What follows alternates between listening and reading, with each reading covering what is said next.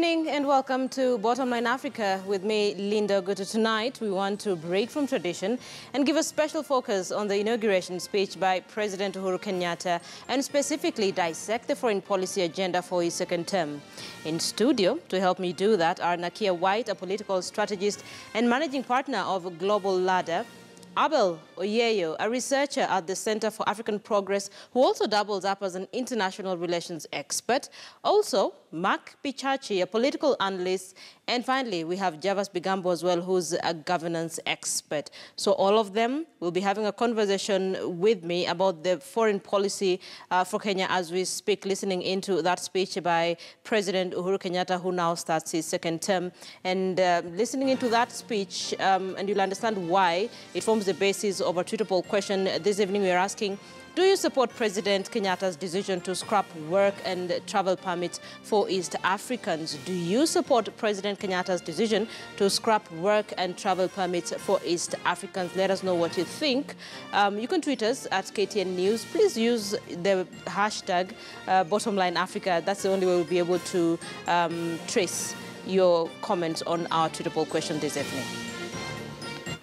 So, 9 presidents and 3 prime ministers graced Uhuru Kenyatta's and his deputy William Ruto swearing-in ceremony at the Kasarani Stadium earlier today. International relations pundits will tell you that this is indicative of the personal ties the Kenyatta administration attaches to the countries that were present to witness him being sworn in. Those in attendance included President Yoweri Museveni from Uganda, Salva Kiir from South Sudan, Paul Kagame from Rwanda, Mohamed Abdullahi Mohamed from Somalia, Edgar Lungu from Zambia, Ian Khama from Botswana, Ismail Omar Gwela Mohamed from Djibouti, Ali Bongo Odimbia from Gabon, and Hage Geingob from Namibia. Prime ministers from Senegal, Guinea and Ethiopia were also present to show support for Kenyatta, who is now serving his final term in office. The event was also attended by various ambassadors, representatives of special envoys from China, Japan, United Kingdom and Eritrea, Nigeria, Tanzania, Burundi were among countries who sent their vice presidents to witness the swearing-in ceremony.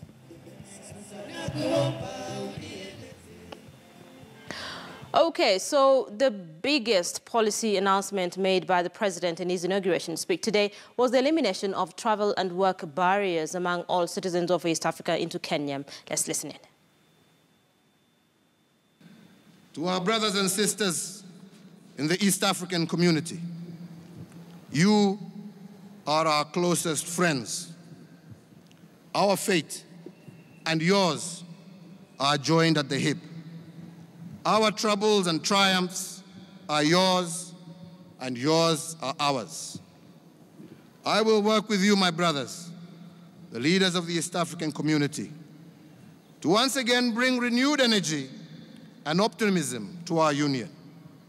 Together, I believe we can deliver the peace and prosperity for which our citizens are crying out. Divided, we will struggle to realize the full potential of our people. As a mark of our continued commitment to you, our brothers and sisters in the East African community, from today, you will be treated like Kenyans.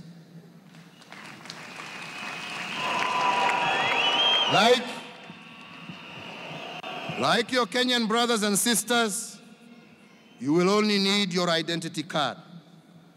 You can now work, do business, own property, farm, and if you wish and find a willing partner, you can marry and settle in Kenya.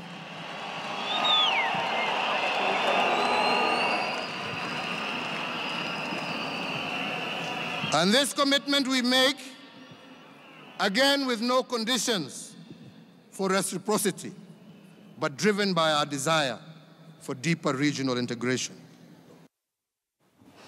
So allow me to reintroduce my guests. We have Abel Oyeyo, who's an international relations analyst, Javas Bigambo, who's a governance expert. We also have Nakia White, who's a political strategist, and we have Mark Bichachi, who is a political analyst. Allow me to correct something. Yeah, Javas is a governance expert. So let's have a conversation about that speech by President Uhuru Kenyatta at Kasarani today. And Nakia, I'll begin with you. Listening into his statement, and his statement basically focused on the East African community. In terms of the picture that portrayed and the leaders that were there, what goes into your mind in terms of Kenya's relationship with the world? So I think for President Uhuru Kenyatta to open up visas and allow all Africans to come to Kenya makes total sense to me. He's done great with trade. I mean, he had, since his presidency, his positioning in terms of trade and in terms of Kenya moving up according to the World Bank has improved significantly. In fact, they're one of the most improved countries in Africa since he took over. So for him to open up the borders and allow other Africans to come in to Kenya, visa on arrival, makes complete sense given his trade policies in the past. NASA's James Orengo today in the evening said, and I quote him, he said, if you want to know that this was an illegitimate, quote-unquote, process, you take a look at the kind of leaders that were there, and he was very categorical that there is no representation whatsoever, or to the minimum, from the international community. Abel, what are your thoughts? Well, I think the statement by the former Prime Minister, the Right Honorable Raila Odinga, does not reflect what happened. If you go back to 2013, the number of presidents who showed up... That was James Orengo, actually, not Raila Odinga. Sorry? That was James Orengo, not Raila Odinga. Oh, yeah, Orengo, yes. Now, if you go back to 2013, the number of presidents who showed up was actually 11. And I think today we had around 11 when you include, of course, the Israeli Prime Minister, who showed up a bit late, and the Ethiopian Prime Minister as well. So I think attendance from members of the international community at the level of president and prime minister is the same. And I think the key partners, of course, from the West, that is the United States and the United Kingdom, sent their ambassadors, that is the US ambassador to Kenya and the United Kingdom, the British High Commissioner to Kenya, they were there. And you realize just before the 26th of October election, the American ambassador to Kenya made it very clear. They were satisfied with the kind of reforms that had been made by IBC and requested NASA to participate in the process.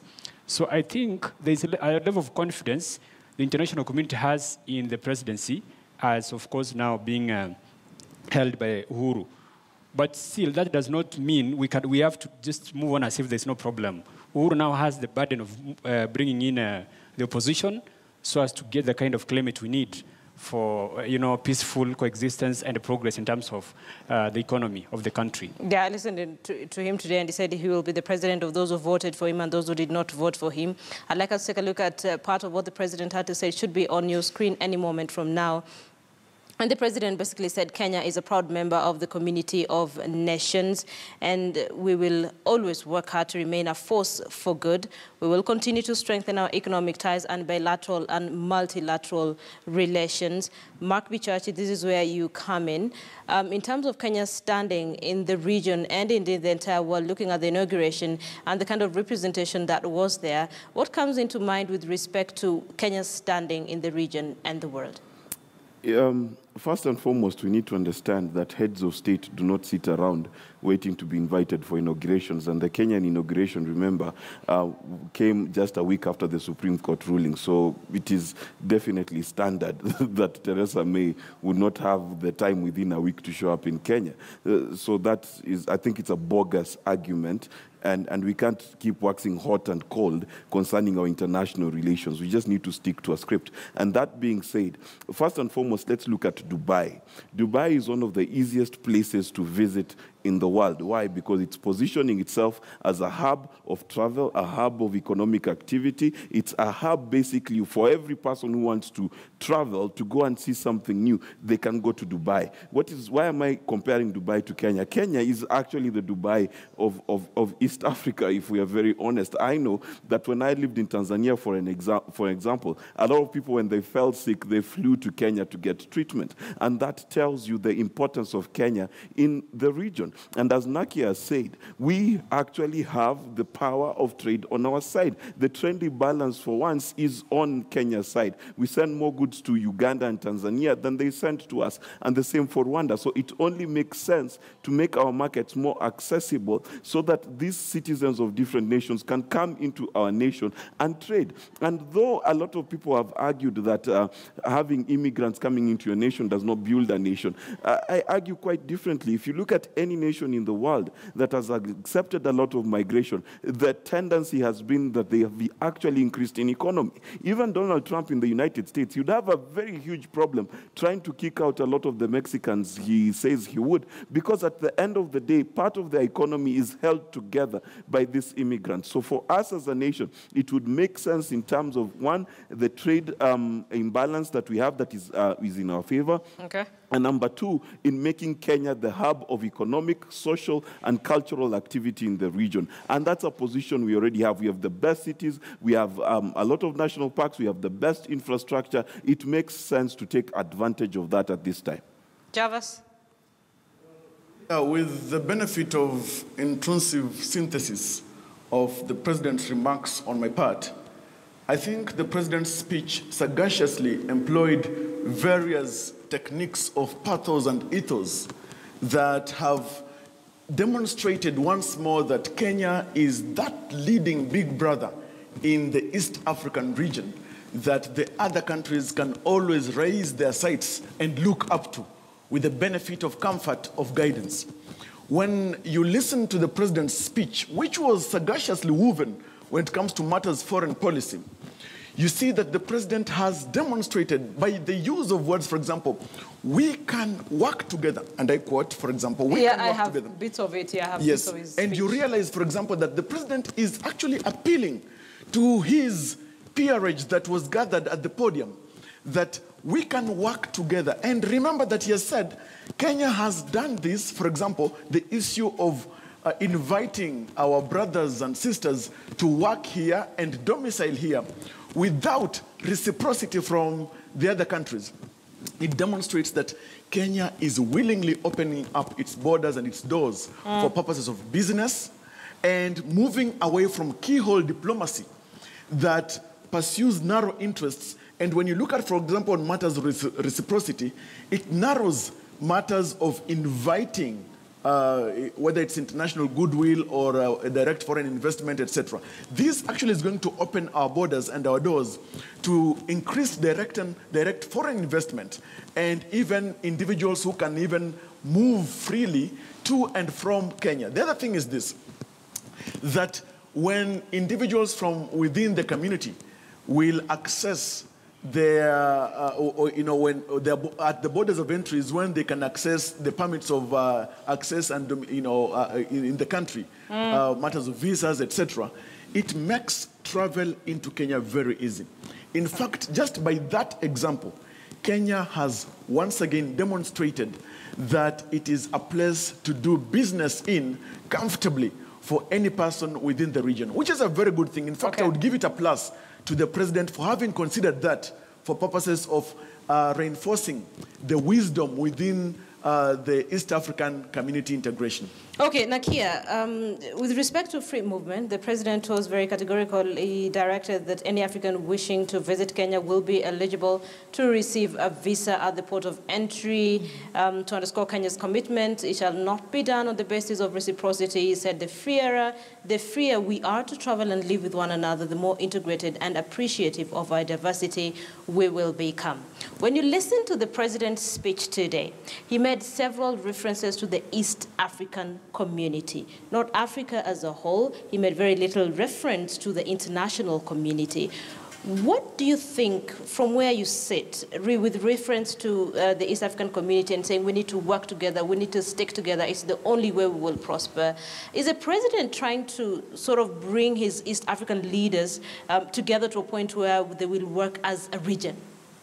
Well, let's look at two things. One, the other thing that he said in his speech is that he really wanted Kenya to make sure that Kenya manufactured, or Kenya was for Kenya. So he was really looking in his speech inward in terms of really building up the infrastructure, the economic infrastructure of Kenya. That's number one. So we do know that there's a nationalist tone in his speech. Certainly, as we look at all of East Africa, that applies to all of East Africa as well in terms of being a nationalist. And again, he is, in Kenya, has been really noted as the kind of the city under the sun, right? So in terms of what they do and how they work and how Kenya works and does exceptionally well in terms of economics, in terms of trade. So it makes sense for him to kind of, really, I guess, I'm looking for a word, but to really say that he is the leader of East Africa and this is how they need to work and here's how they can work together.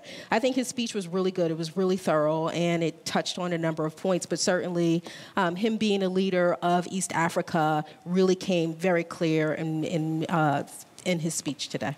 Oh, yeah, let's look at the leaders who were there today at Kasarani and the countries where they were from.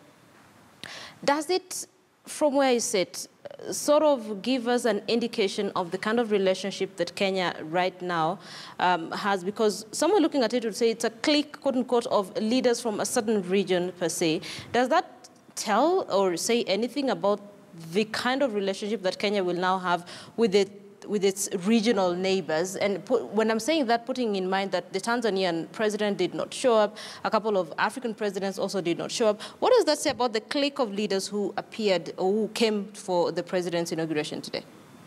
Now, thank you so much for that question. Now, it's not easy to tell the inclination of the leaders who showed up because it's a mix of the kind of guys we can call despots, guys who do not allow for democracy to thrive in their countries, and leaders who've embraced democracy. For example, if you go to Botswana, Ian is someone who's embraced democracy. He's a very progressive leader. He showed up himself. He didn't send his vice president. If you go to a place like Tanzania, of course, Magufuli didn't show up, which is very telling. He sent his vice president. So, and Kenyans had so much to talk about by the absence of Magufuli. So it's not easy to come up with a particular narrative about guys who showed up and did not show up. And of course, just like 2013, the narrative is not, the display is not different. The number of leaders who showed up is around the same number. And something else that I think we can be able to tell from the presidents who came, talk about Kagame, talk about Museveni. Kagame, Museveni. Yeah. So that goes back to the East African community, which of course the president gave a lot of emphasis. Yeah, now, he did. Maybe if I can go back to what you talked about, the references the president made to the East African community and the promises he made. Now, we have a serious problem within our country. We've not secured our borders, and we cannot afford to open our systems, our borders, to allow guys to get visas at the port of entry. We cannot do that with the threat of terrorism and all that. So that is a segment of the speech which, of course, security analysts will find a bit problematic. But, of course, it was okay for purposes of showing some kind of flamboyance of a leader who's been sworn in the midst of, chaos. And the president, of course, the kind of atmosphere which was supposed to create in the speech for the leaders who showed up was totally absent. He focused on how he's going to, of course, relate with members of the East African community and maybe outside the world. There was limited reference to the climate existing in the country, which, of course, could have, I think, assisted in reaching out to the opposition. The reference was, I think, very superficial. He did. He actually said, I will be the president of those who voted for me and those who did not vote for me. Let's move this country forward. Well, I think that is a very limited or superficial kind of reference to the issues we have here. So he focused so much on reaching out to the international community, which does not mean so much. Actually, I think Uhuru is a very good diplomat. When it comes to building bridges with the outside world, he does very well. He's a very, very excellent diplomat.